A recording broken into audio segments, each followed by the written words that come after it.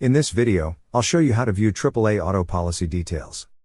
And if you're new to AAA, we'll include our referral link in the description below so you can sign up and start enjoying member benefits right away. To start, open the website, acg.aaa.com. Then click on Sign In. Next, on the fields provided, enter your user ID and password. Then click on Sign In. Once you're signed in, you will see several tabs at the left side of the screen. Click on the tab that says Manage AAA Insurance. Then, on the drop-down list, click on View Policy Details.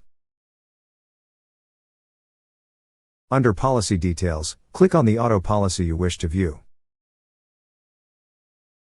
That's how you view your AAA auto policy details.